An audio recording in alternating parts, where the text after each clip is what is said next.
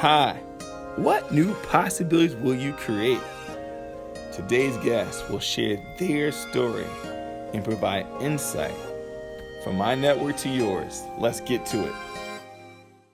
So she and I teamed up to create a course to take our students to Haiti and to experience the richness and be inspired and uplifted and educated. There's so many causes that I'm like, oh, my heart, I care about them so much. Giving ourselves permission to not feel like we have to do it all the time, and taking time out to fill up our inner cup is absolutely essential. Can't get consumed with all the reasons why people aren't going to be able to donate, or we can't do events. Please don't forget to like, comment, and subscribe.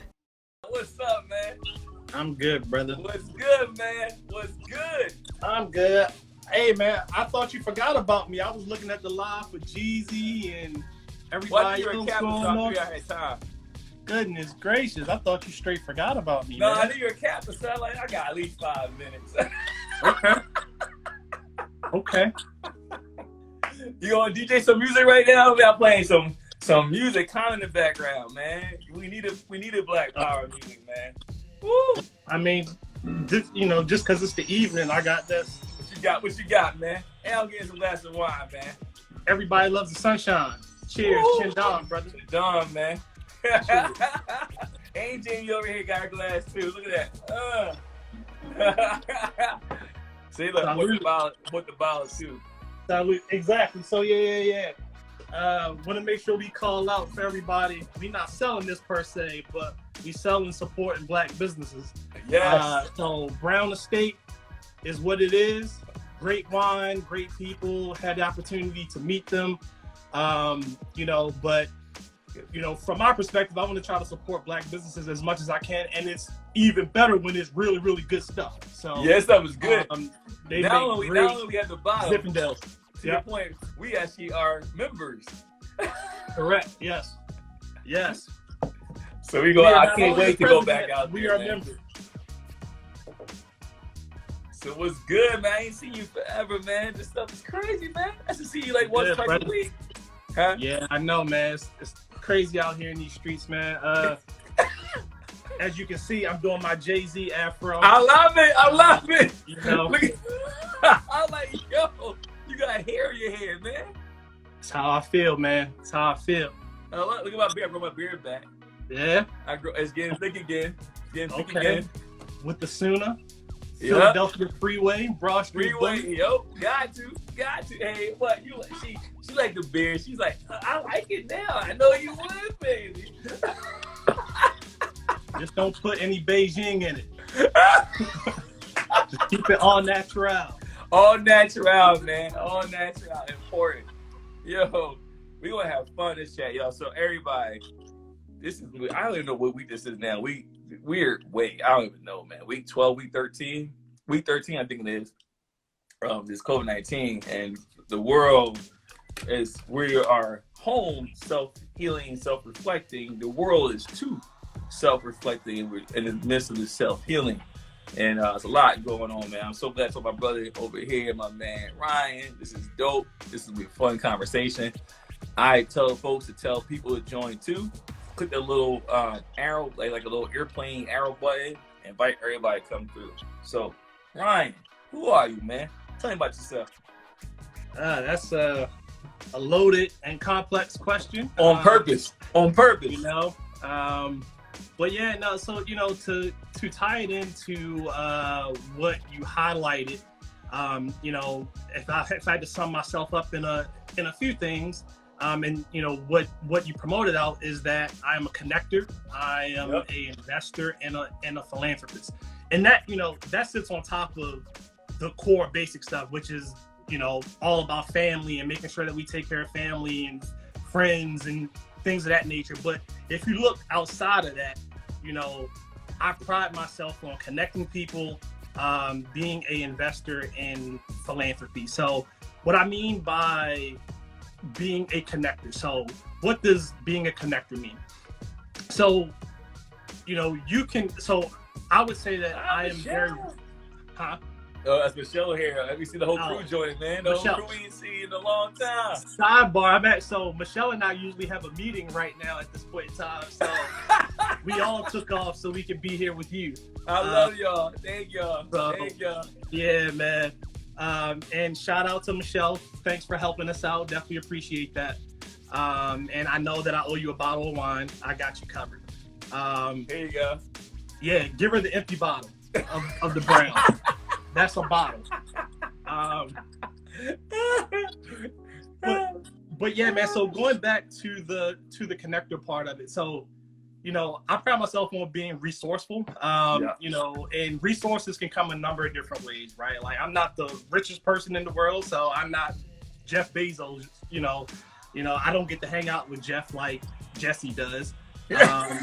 You know, so financially, I don't know that I'm you know, on that wavelength. However, I pride myself on being resourceful in the sense that I like to connect people, and I feel like you can, you know, provide people value without it being monetarily a lot of times. So, you know, I feel like I've helped a number of different people, whether it be get access to jobs, to schooling opportunities. So actually, let me take a step back to the job piece. I actually got a message today from for those who don't know, I work at Microsoft, and we have a program called the Financial Rotational Program. It's the FRP program for short, and it's basically, it brings new college grads into the company, and they get to rotate around finance and go into different jobs.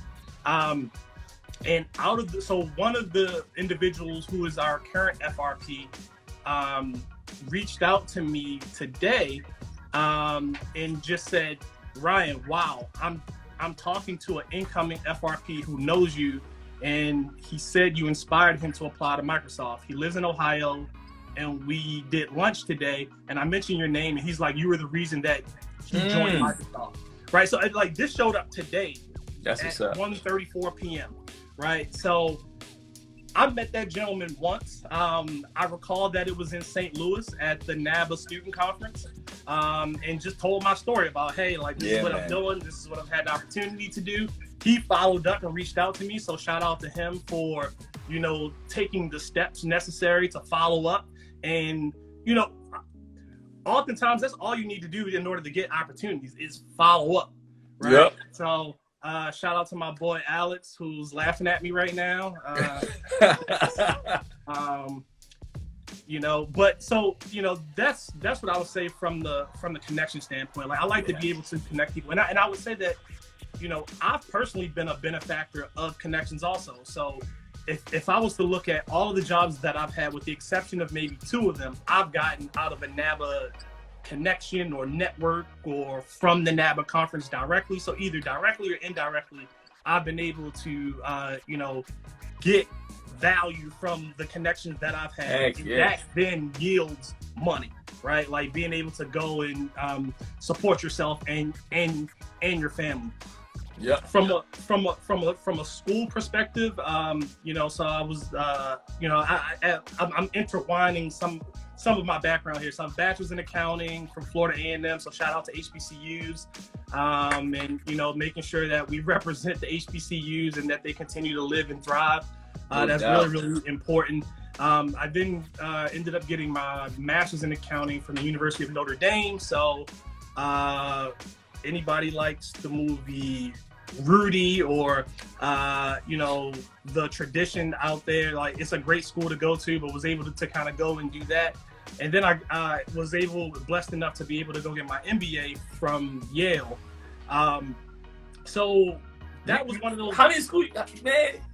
They both take that in. Like, what school you just named, man? That's a resume, man. It is. I mean, it's, you know, I've been blessed, right? And tell where you from too, man. West Baltimore, man. So think about that. Like, man, people hearing that and seeing that, a lot of folks don't think coming from the East or coming from Baltimore, someone could do that. You know what I mean? So that's big moments. Like, how'd you like see that? Like, how'd you like those opportunities kind of? How do you see those opportunities out, man? So, that's crazy. So honestly, I was one of those people also. Like, right, you know, I think it's really easy to have the imposter syndrome and feel like, how is this happening to me? Right, but you know, you gotta let fear. I think it was Will Smith who said it. Don't let fear stand in front of you, but let fear push you from behind.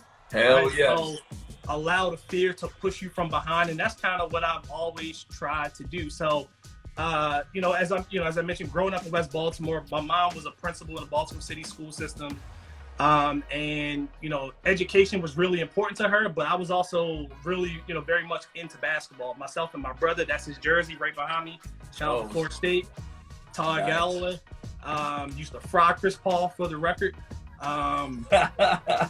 So, you know, she was big into pushing us in terms of making sure we took care of our books, but then also, you know, the extracurriculars kind of came second. So I was a pretty decent student, had pretty good grades, but in my mind, like most young kids in urban cities, you know, we're all going to the league, right? Like we're going to be the next Carmelo or this, that, and the third.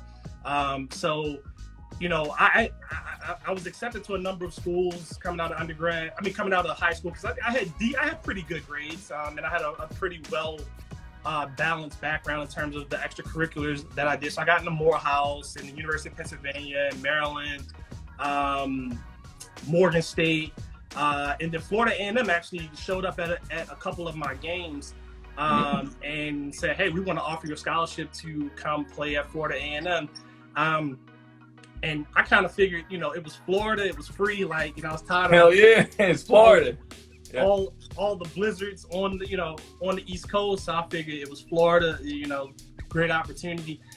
So I ended up going to Florida A&M and bumped into the School of Business, which is a phenomenal school there. Like, I think a couple years before I got there, I think the Princeton Review indicated that Florida A&M was the college of the year, and we're talking all colleges around the entire nation, right? Like the college of the year, which is a big deal for HBCU to become the college of the year, right? And then the School of Business and Industry was more of a, you know, black Harvard, if you will. But I personally would say black Yale, from a business perspective, just that's where I ended up going.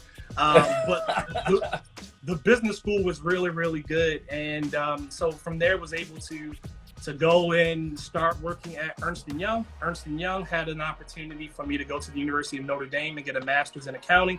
And it was one of those things something that my mother always told me is that all people can say is no.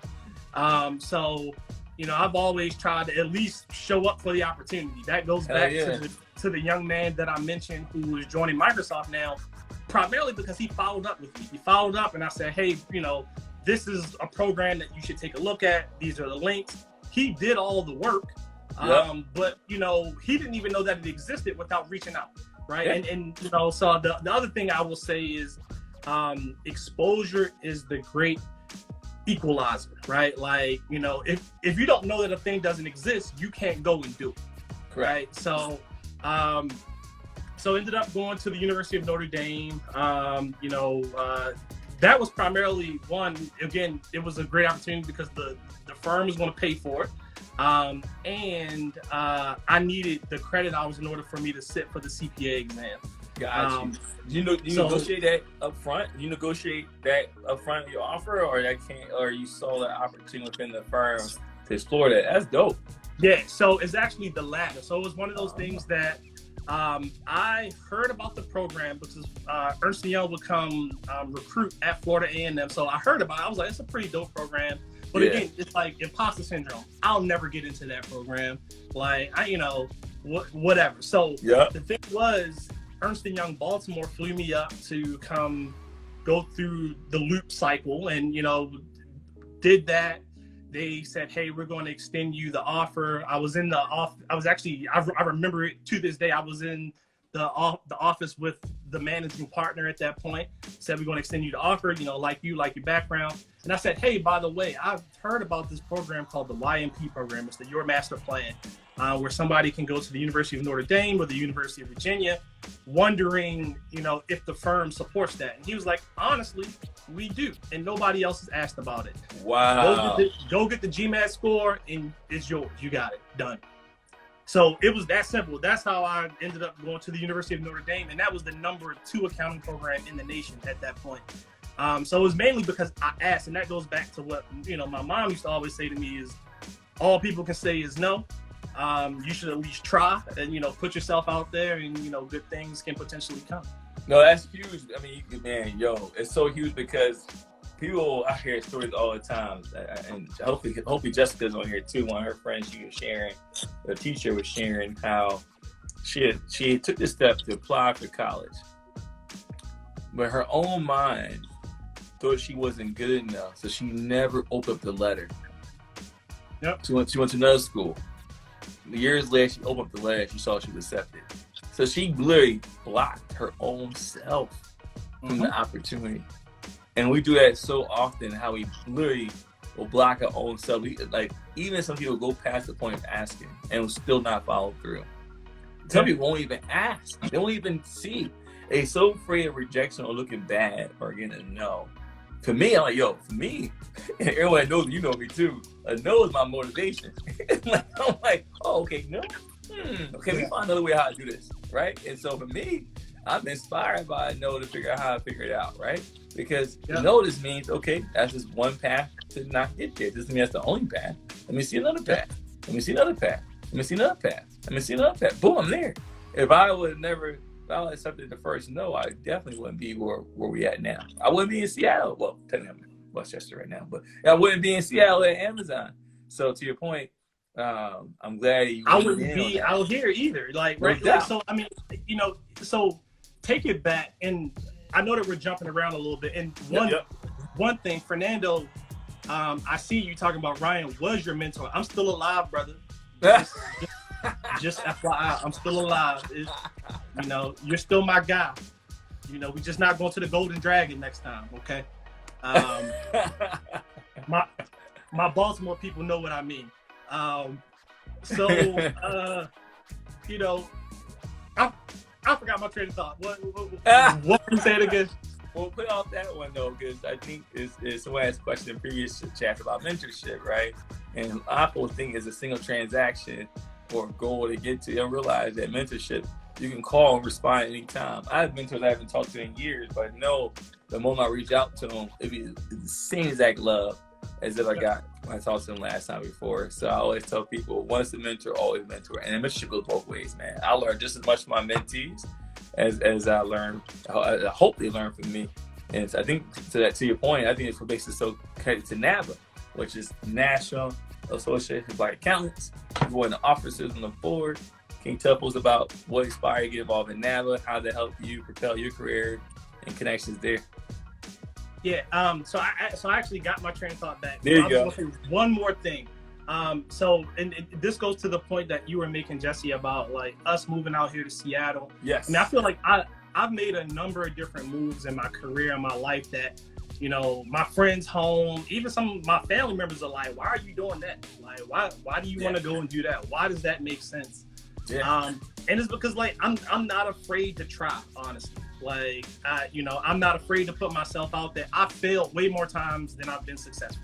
And it takes putting yourself out there in order to be successful. So even going to Florida A&M, so I personally had people in my family that were saying like, hey, why, you can go to Morgan. Like, wow, like Morgan's right around the corner. Why don't you just go and do that? And from my perspective, Morgan is a great institution. Earl Graves, the gentleman who founded Black Enterprise, went to Morgan, great institution. I just felt like my high school was less than maybe 2 miles away from Morgan, right? Oh, wow. I wanted to see a larger part of the world. I wanted to get more exposure, right? So for me, Florida A&M was going to allow me to do that. And I didn't know for sure, but when I got there, it actually came to fruition. I got to meet, and now I have friends from all around the country, all around the world. My roommate on the basketball team is from Belgium, right? Like I'm getting to learn about people from, different countries and things of that nature. So it definitely opened me up to much greater opportunities. Yeah. So I would say to, someone who is struggling with a decision, like you have to do what's best for you, right? Like, at the end of the day, like, I know it's like the old adage, and some people say like, oh, you know, don't hang out with those guys. They're gonna be on the same corner 20 years from now or 5 years. That's actually kind of true sometimes. Yeah. Right. Like, so, and like that can be true in all different parts of life, right? That person who was like, why did you want to go and do that? They oftentimes may be doing the same thing that they were doing when you decided to go take a leap and do something else, right? Don't allow someone else's fear to, prevent you from realizing your blessings and your opportunities, etc. So that was just the last thing that I wanted to say on that. And take that's leaps, huge though. That's huge, because a lot of times I tell people, when people give you perspective and advice, understand it's coming from their mind and coming from their experiences, and you respect and appreciate it as such. Doesn't mean that outcome that they have is going to be the same outcome as you. You understand the intent, you appreciate their support, but understand their deflected. A lot of kids, there's their own fears to try and protect you too. So you want you to understand where they're coming from and what their purpose is, but don't let that be a hindrance. And that counts our parents. I tell my kids, hey, sometimes I may inflict my fear on you because I care, I love you, don't want to see you get hurt. But at the end of the day, you gotta make your own decisions and take chances. You come from your own space and your own inspiring. So to your point, we're making sure they realize they're their own humans. No matter how much I love you, you are living in your body. I can't get closer to you than you, right? So you gotta make your decision what you can do with your life and your path. So you gotta run your own race. You gotta run your own, and like, us as parents now, right? Like, I feel like our goal that we've talked about is at least giving our kids a competitive advantage, right? Yeah. At least give them the exposure, give them some financial resources, give them some additional knowledge. Hey, I made all of these mistakes. I don't want you to make those. And sometimes parents over-index on, I made these mistakes and I don't want you to go and make the mistakes. Correct. You still gotta let them live their own life. So the calculus is a little nebulous in terms of how much to do and push, but it's one of those things that you have to allow them to run their own race, but again, I'm a major proponent of giving people a competitive advantage, and that's my segue back to your initial question about NABA. There you go.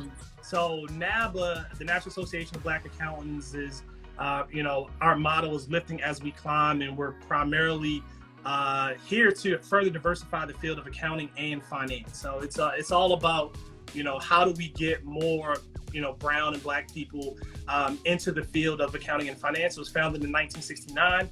And as you can imagine, it was an acute problem then. And that problem continues to persist today in that, the firms aren't very diverse in the way that they need to be, and they should be. And I think that kind of the cultural revolution, if you will, that's happening today, I think will change some of that. But, I think there's still a lot of work to go. So that's kind of what NABA is and does. Jexi and I are both board members. I'm currently national secretary, but I'm actually about to be retired. So that's hey, great for me. No retirement. You can never retire. So yeah, that's what I hear. You can never retire from NABA. We'll see what I have in store for my second life. We'll see.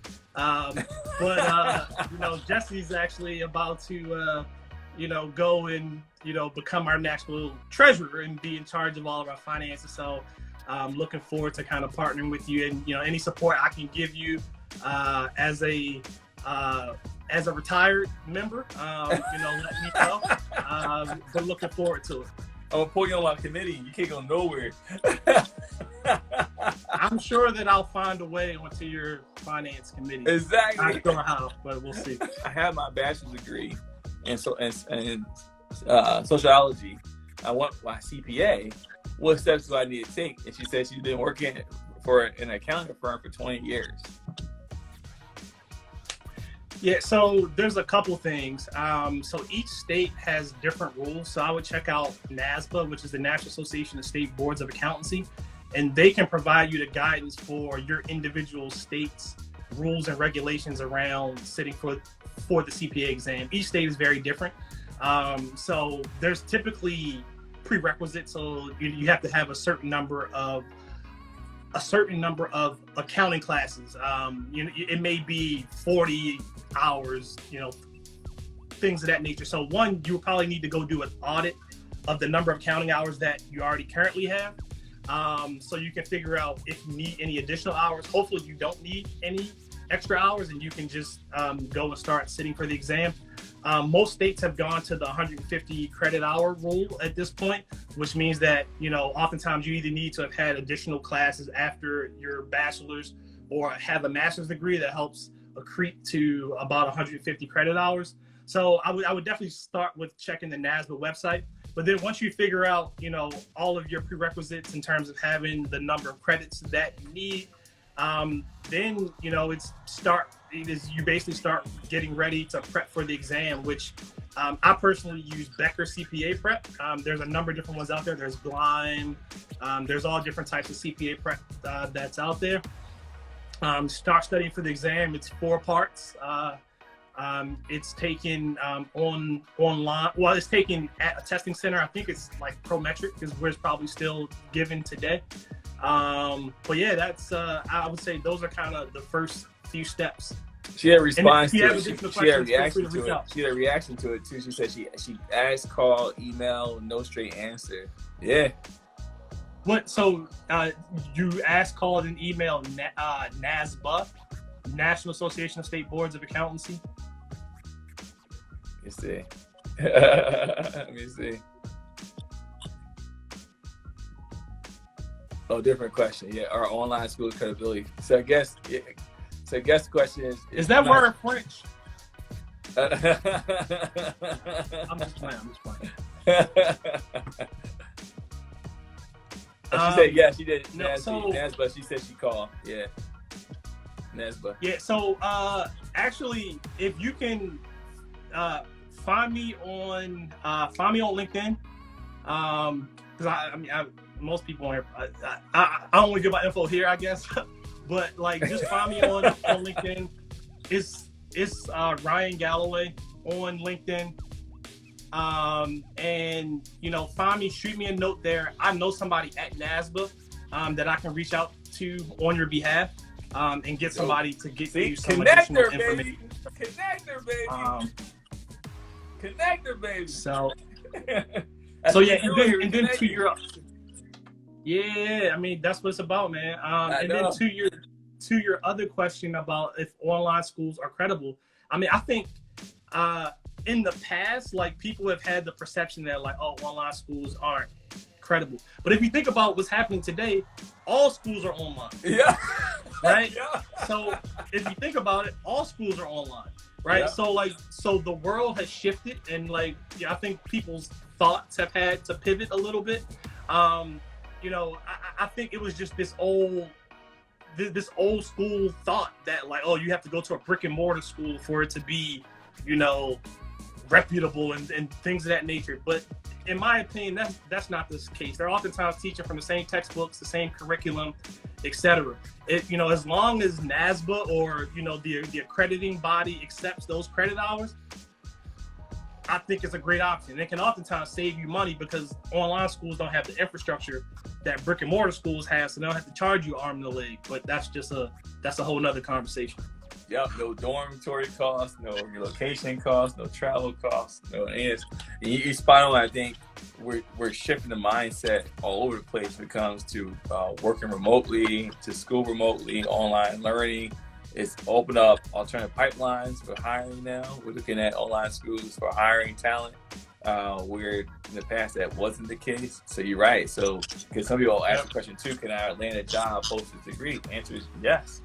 I'm looking at online schools as we speak to source talent. So yeah, it's definitely been a shift. Folks are waking up to the reality of today. It took 3 months, but you know, people waking up to it.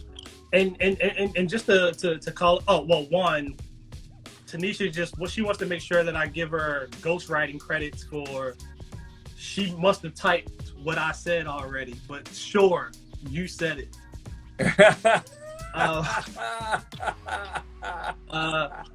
that's your network, man. Messing with you, man. Yeah, everybody will give me a hard time, man.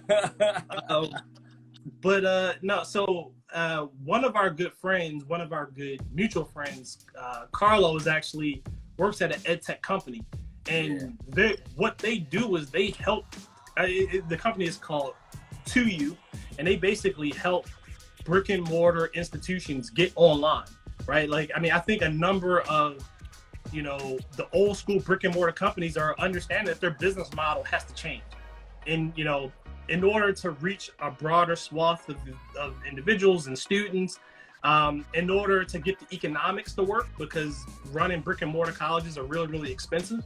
A lot of them are seeing that they have to go online, and that's basically what his company does. Like, they have a platform, they have a SaaS platform, software as a service platform, that they go and they help institutions get online. So, I mean, I think the future of the education side of things is online, in my opinion. Yo, he set up pretty good with good timing on that, man. Sheesh. Yeah. Man. Okay. Another question popped in. Let's do this. I love keep questions coming. I love it. How do you choose a school? I think it all depends on what your individual goals are. I think it comes down to, is the school good for what you're interested in?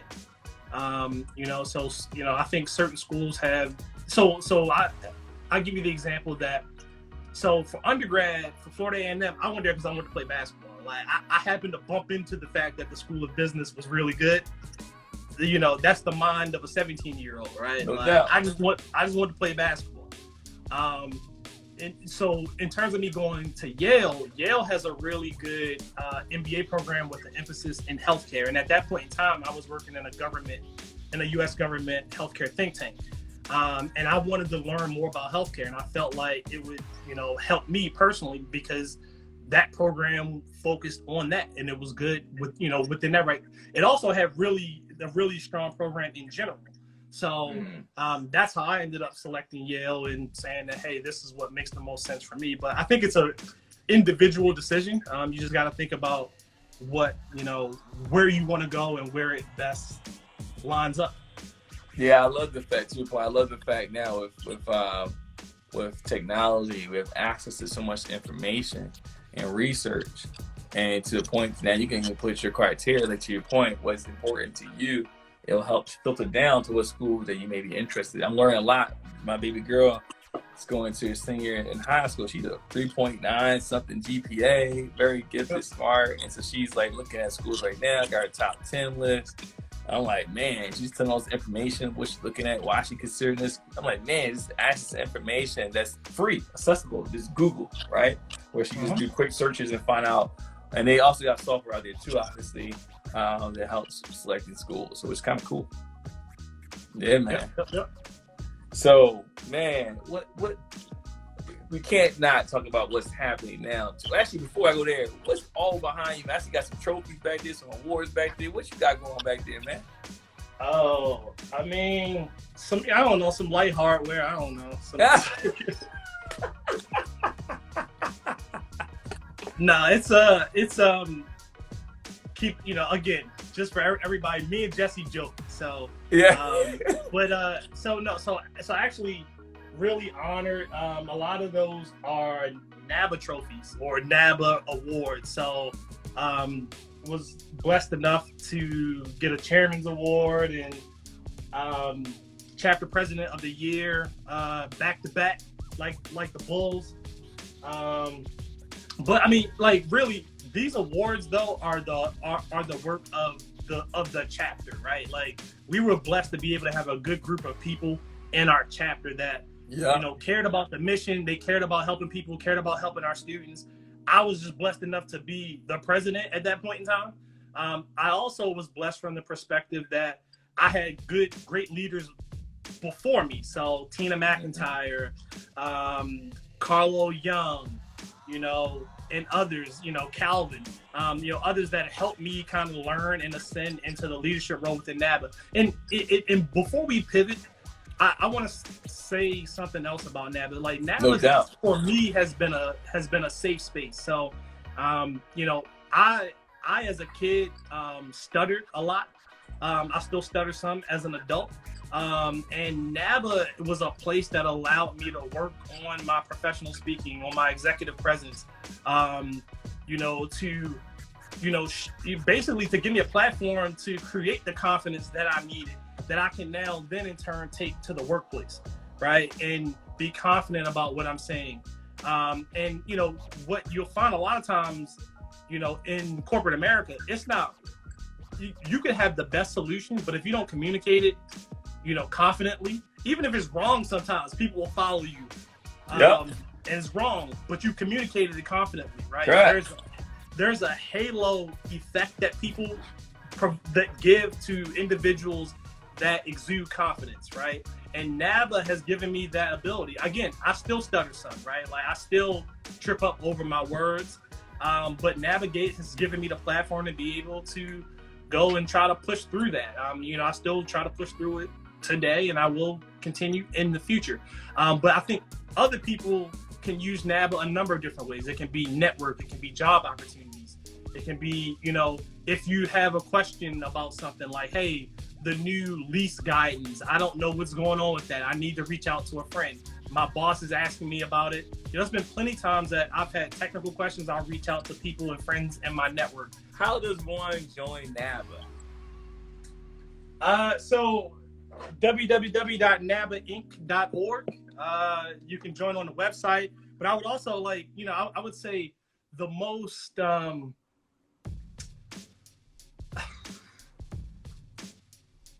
I would say the way that you join that's most organic is to reach out to your local chapter, right? Like engage with those people, right? Like, anybody can go on the website and join, and I highly encourage you to go and do that. But I would say reach out to your local chapter. So depending upon which city you're in, like we have a listing on our website, again, www.nabainc.org. You can find the chapter that's closest to you. And again, if you can't find one, find me on LinkedIn, reach out, send me a note, and we'll make sure, either Jesse or I will make sure that we connect you with the closest local chapter. And to the extent that there's not one there, we'll look at potentially founding one in your area. Because our goal is to continue to grow. So that's the way that I would recommend kind of, getting connected. That's a smart answer too, because you're right. Because I'll say, like, both of us, we were heavy. I got involved in navigating my collegiate life. You got professional life, and from the collegiate lens, you got kids on here too. You got kids in college. It's an amazing start to your network. And to funds, because we have scholarships, opportunity, chance to travel, chance to see the world. But NABA doesn't start even at college. It starts before. We actually have involvement at the high school level, talking about how we create the pipeline in our ACAP program, which is the Accounting Career Awareness Program. You don't have to be an accountant, although we encourage that. It's just a way to help our youth to understand college as a possibility. Some of you said earlier too, Ryan, is huge. As a lot of us don't see college as a possibility because they look around at our neighborhood. And I'm coming from Philly, you come from B-More, and we know a lot of my friends I have did not pursue college. And it's because they just see it was a possibility. And I know in my life experience, because someone mentioned college to me, I said, oh, I guess I could look at that. But if no one ever said it, I wouldn't even consider it. And it took me to a point of conflict in my life. I had a big fight. I switched schools, and I went to another school. And in that process of having to begin to switch schools, I was fortunate. My dad taught me about it. They say to you what your interests are. Say accounting. I'm like, what's accounting, right? And so that started my journey to understand what accounting was. But those touch points, if it's family or friends or people of influence, it takes that simple conversation in life. As a professional member, it's super dope because opening your network to folks within your company, in your city, in your field of focus. And so that's been huge. So definitely, I put Text Give Love to 55678 in there. It has information about NABA as well. Yep. If you click that too, you'll see about NABA too as well. Go ahead, Ryan. And Miss MPRSV, there is a Seattle chapter, so we can definitely get you connected there. So again, just reach out to us and we can get you connected. It's NABA Seattle, right? Is it called NABA Seattle, right?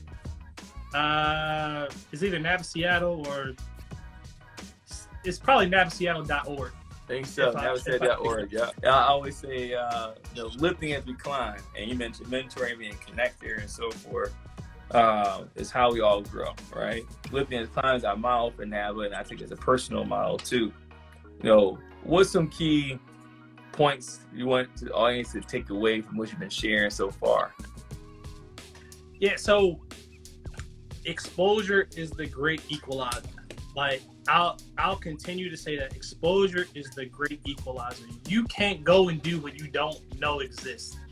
You can formulate it in your mind, you can hypothesize, but to the extent that you know how it works, how to get it, how to move forward, it makes it really, really difficult. So I'm all about seeking out opportunities that allow you to expose yourself to different things, right? Whether it be small things like cultural things, like learning about different cultures, right? Being more accepting, right? Like we, myself as a African American, I need to learn about other cultures and races and things of that nature also, right? Like right now, the world has indexed towards, hey, like we need, Black Lives Matter, et cetera, et cetera, et cetera. But we too need to educate ourselves about other races so we can be more tolerant of other people, right? Like if we want other people to be tolerant of us, well, actually, I take that back. Tolerant is not the right word. Like, because, and this may go to the next thing that you want to talk about, because I think for far too long, like, I think as African Americans, we've had to accept being tolerated. Yes. Right? So I use tolerant very, very loosely, but maybe understanding and empathetic of other people. Bingo. That is what, so learning about their cultures and their norms and things of that nature allows us to be more empathetic and understanding. And and I think that goes vice versa. So that's really, really important. So I would say, learn and kind of have a growth mindset in terms of learning as much as you can, trying to expose yourself and other people as much as possible, kind of stepping out on faith and, making sure that, you allow fear to push you from behind and not stand in front of you. I think is really, really important. And then reinvesting in your community. So like as Jesse and I started, again, shameless plug, Brown Estate, like we're trying to support Black businesses. Jesse and I are both members. We both enjoy wine. I think I actually put you on with Brown, actually, now that I'm thinking about it. So I think they owe me a royalty. Why are you trying to get credit, man? Why are you trying to get credit? I think they owe me a royalty. But the point is, trying to support Black businesses. Like, for instance, Go Optical right now is my brother Mike in Baltimore. Great photographer, right? Like, he does phenomenal work. He does photography all around the world. Black business. Go support him, right? Like, that's what it's about, making sure that we support each other, because I know that I'm not sure what the most recent data is, but a dollar in the Black community, is outside of the Black community in an exponential rate compared to other communities, right? Other communities reinvest within their communities. They support each other. And we need to get to a point where, as African Americans, we support each other, that we help the financial infrastructure of our communities. And to the extent that we do that, we can then, ask for additional, and actually not even ask, we can demand that our schools be better because we have higher tax bases and people want to live in those communities. We can demand things because our dollars, oftentimes in a capitalistic society that America is, and imperialistic society to an extent, because we think that we're better than many other countries, we can then go and, push to say, hey, we have the infrastructure, we have the capital, and this is what we want. So in order to do that, we need to support our community, so we have Black businesses that survive and thrive. And again, nothing against, being pro-Black business is not saying that I'm anti-white business, because the world is, we're on it right now. We are like 13, 14%, right? Like, we can't do but so much. We're on their platform right now. By sheer numbers, right? So that's why, outside of kind of what I'm doing with the NABA as well as within my corporate life, I'm personally on a quest to be a venturepreneur, right? Like, so venturepreneur is the concatenation of venture capitalist and entrepreneur. And I basically want to be, or am living and, trying to manifest being a venture capitalist where I'm investing in businesses, investing in underserved communities, in, underestimated communities. So I've actually co-founded a firm called Black Print Capital Management, where myself and 2 other partners who are also NABA members, who are basically investing in underserved and underestimated communities. It doesn't mean that we invest in only Black people. We invest in people that are underestimated, underserved communities, right? We want to help people get access to dollars that haven't historically been able to get access to those dollars, right? So that's an actionable way that I'm trying to force and push generational wealth. So yeah, I went on a tangent, but those are a couple. No, I love it, man. That's good, man. That's really good because you need to hear that. Man. I love how Jessica is sharing previous show. I live it. Is I invest in people, and I see opportunity in people, and I invest it in time, and I invest it in money, and so I'm with you because I think the way of the future is us investing in us, and to your point, so to that point, we are definitely in this interesting time. I started the show 3 months ago. I would never anticipate that we'll still be working at home, still dealing with COVID-19. It's just beyond my wildest imagination. I'm sure with all you guys too.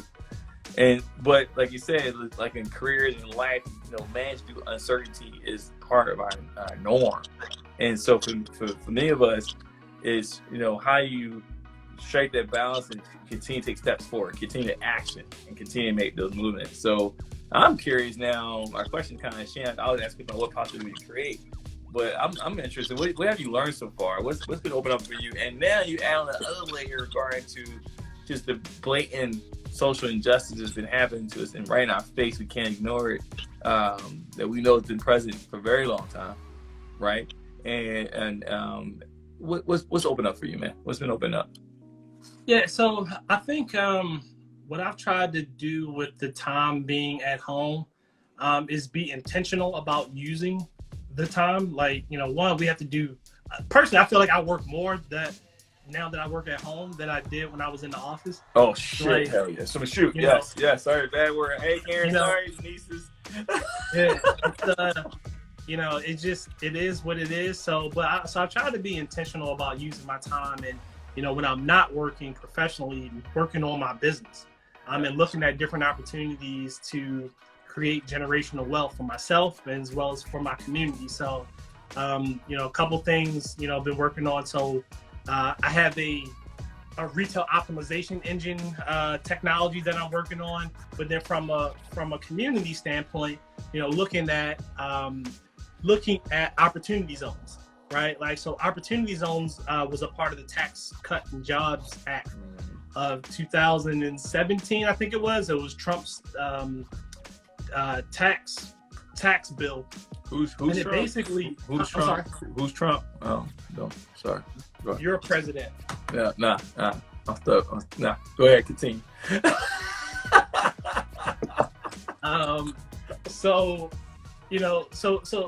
So basically looking at ways to, reinvest in community. So opportunity zones is one way to do that. So for those who don't know what opportunity zones are, it is a vehicle to further discount or eradicate capital gains that you have. So one of the issues that I have with what opportunity zones are and what some of these tax gimmicks that they create,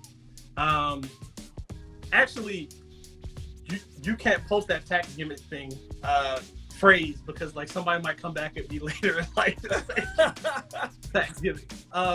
So the creative taxing rules that they create, they say that they help underserved communities. They're intended to drive dollars into impoverished communities.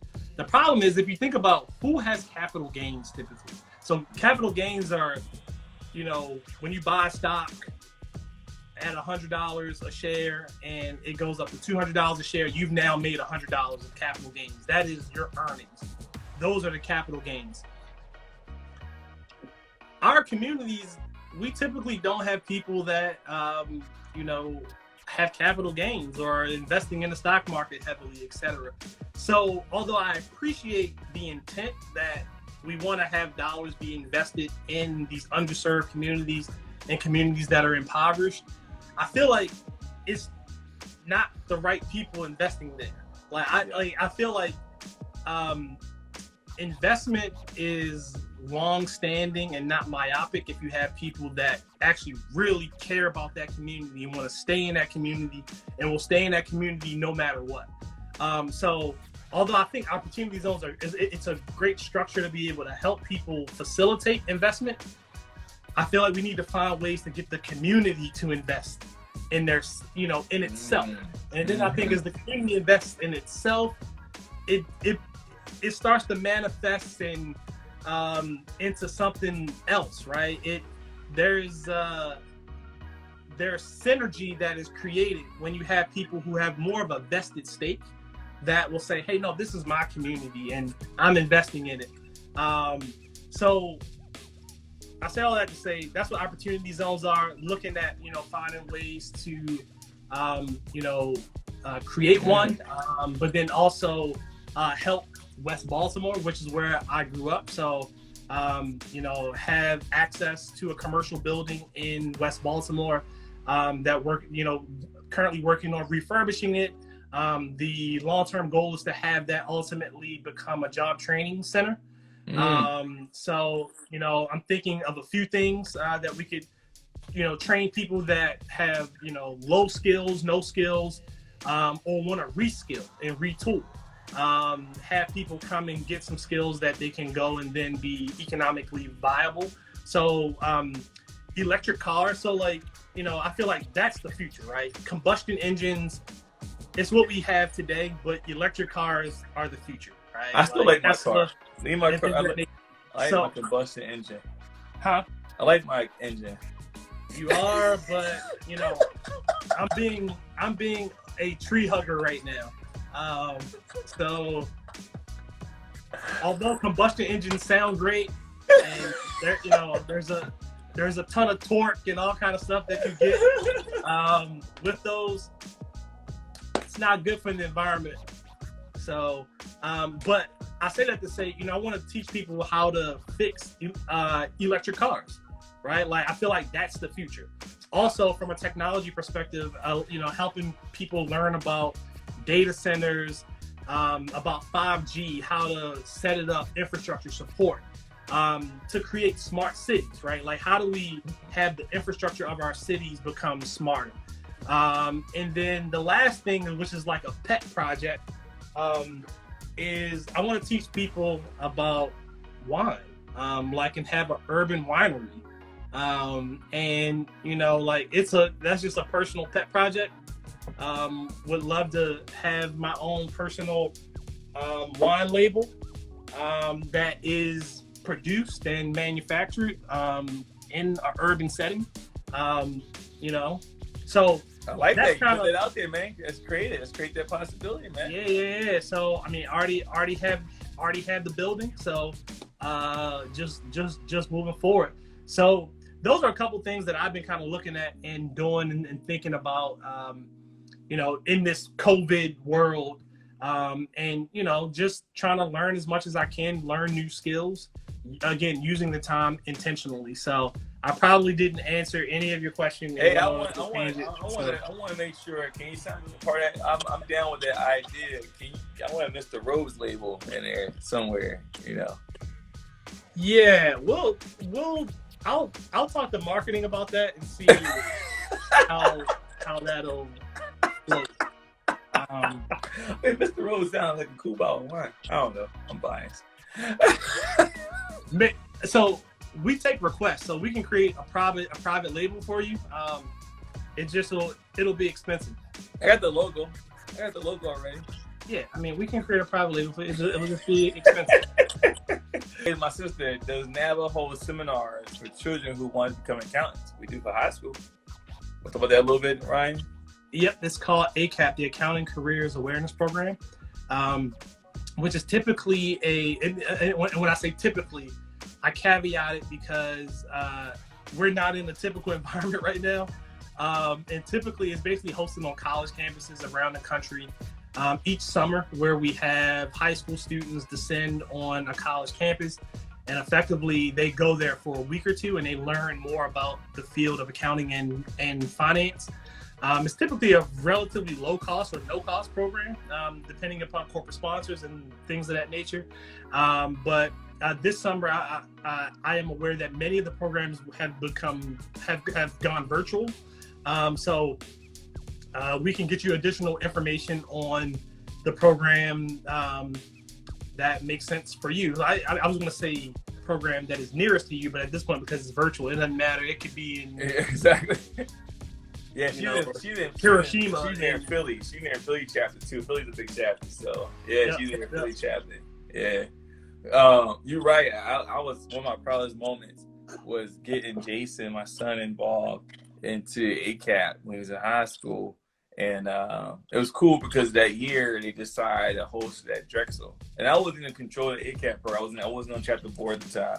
I just thought it was cool because it was at Drexel where I went to school at, and my own son. That's the year I became a lifetime member, because I felt like, wow, NAVA has given me so much that I gotta give NAVA something. And so NAVA, I give NAVA credit for three of my, actually I'll say 4 of my jobs came from my affiliation to NAVA. And then to see my baby boy focused, to go through the program in high school, understand what he can be, and finish the program, I was like, all right, I want to be a lifetime member. Like, literally, I wrote the check like that same week. I was so moved by how much NAVA did for me. That's the inside story. I don't know, Ryan, you knew that story or not. That's why I wrote the check. I was like, I'm sold, and I flew to the conference. I think it was a conference in Vegas, something like that. I flew to the conference, and I was all right, lifetime member, and the rest is history. Michigan conference coming up too, so you guys stay tuned. Become a NAVA member, and if you are a NAVA member, you'll hear about a national conference that's happening in July, which is great, especially right now. It's all virtual. We're probably one of the only, especially in our area, just actually been able to pull off a virtual conference. A lot of the conference, like Nesby and other folks, had to cancel the conference, which is very unfortunate. So I'm very blessed that we're able to still provide that for us, because folks need and want, looking for a job opportunity, people want and need, looking for drive education, virtual education, CP credits, things like to keep their certification current. So I'm glad we're able to provide that platform for them.